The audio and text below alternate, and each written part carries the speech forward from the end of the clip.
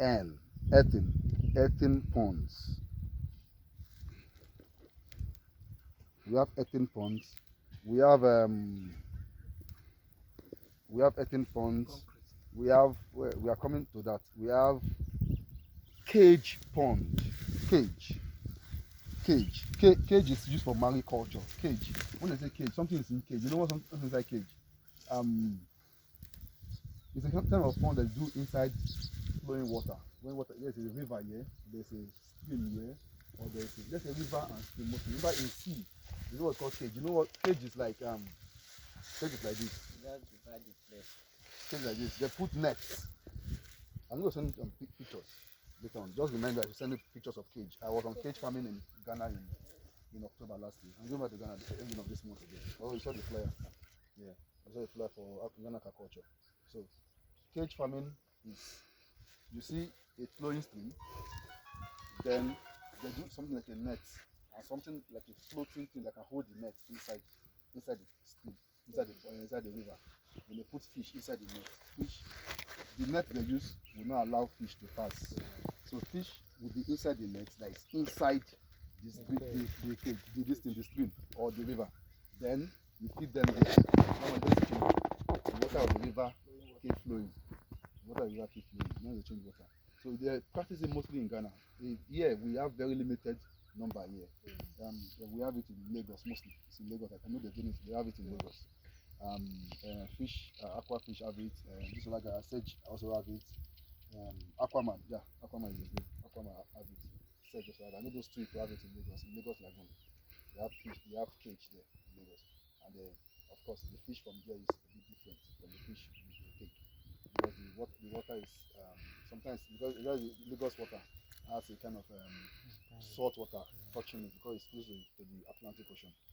So we have cage pond, earthen pond. Earthen, we are now in the place where there is the earthen pond here. We are going to do earthen pond here because it's having to do with the earth, the ground. Dig the ground, surround it, and make sure that water does not escape. You put water come inside and water does not go out. The fish stay inside. That's earthen pond. Then you can now come back to concrete pond. So people normally confuse concrete pond for block pond. People do concrete pond like as if they are doing building house. So they just should be not to just put block here, cement and put water. You go do ammo, but you go crack. You go do ammo, but it will fall one day because water is very powerful. So the unit, even the block you use to even do the concrete pond, that's where you're going to start from. In fact, the ground you're going to use first of all, you're going to check that place. If it's suitable for pond, then the block you use to do the concrete pond itself, you see that, look at the block, you check out for the block. The block is, how many blocks do you remove from cement for a house? You know, 35 or 5 inches for one bag. For this thing, we are going to use something like, we're going to do like 15 or 16. Very, very strong. They are still going to use casting rod. Still going to cement it. How much are going to spend to do that? So that is one side. Then, so people can confuse block and concrete. They think to just go buy block from market, arrange them, put water inside. You can do it from maybe small pond. But when you want to start getting bigger, you need a bigger size of pond. So that's bigger, stronger, or more flexible, or stronger and more durable pond blocks. So that is concrete pond. Then you now have tarpaulin pond. You have tarpaulin ponds. Then you now have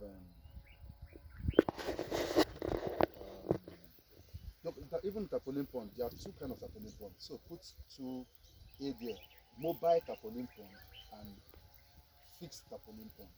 Mobile tarpaulin pond and fixed tarpaulin pond. Mobile tarpaulin pond are the ones that do easily in my shop. You see those irons and everything. The fixed one are the one that actually use wood. Instead this wood to make the ground and put the tarpaulin inside.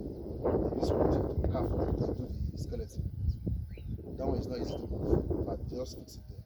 Whenever they want to move from it, they have to break everything and put it away. The other one that has iron, I just fold the iron, put it in your packet, and drive to the next destination and set it up again. So that is about tarpaulin pond.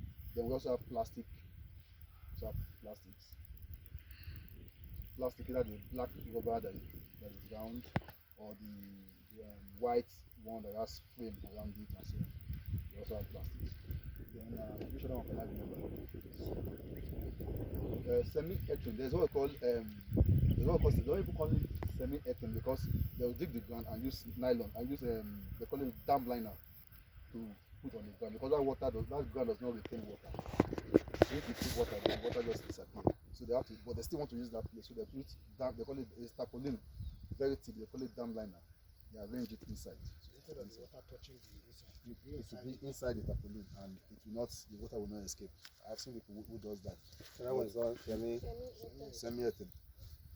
So which one can I remember now? Like I said, these are just anything that holds water for the survival and growth of fish. Anything that holds water for survival and growth of fish is tarpaulin, is fish pond. So here now today, you want to look at this ground. You want to look at from the earthen pond. Look at this ground. This ground where water is likely going to stay. This ground. Let's look at this ground and see how we can map out a design for a fish pond here, fish farm here. That's what we are here for. It's a project given to my company, and I've been very lazy in starting it up because of other works I've been trying to do. So now that I'm here, let me do something. So we're going to map out a place where we're going to do the fish pond.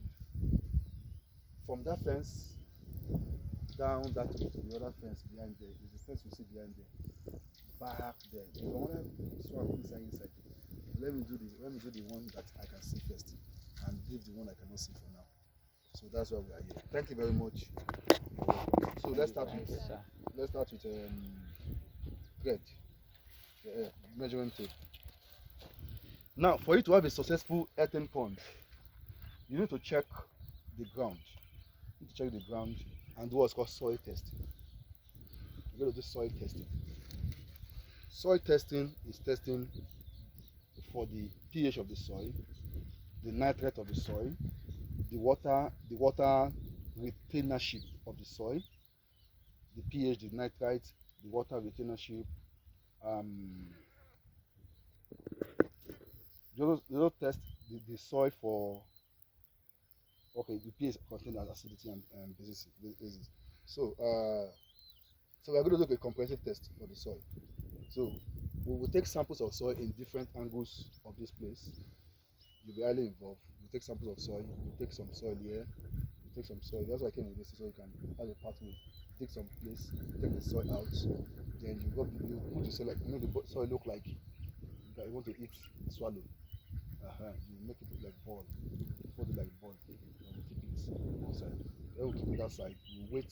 We do our measurements. Then we come back. That one will have dried a bit. If you see crack on the body of that sand or that ball you make, if you see crack on the body, that means that will not retain water.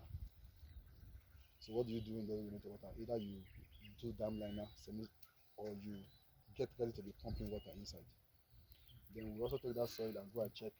Okay, in the house I have this thing there, alkalinity and acidity tester. I have the test kit in there, so we take it back to the house. I forgot to come with it. I would have done the testing at once. We take it back to the house and test for the pH of the soil. Mix it with water and check if there is too much acid on this ground or too much base or what we can do about it. So that's why we're going to do that testing. Hope you are following me. I don't speak too much grammar. Okay, thank you. So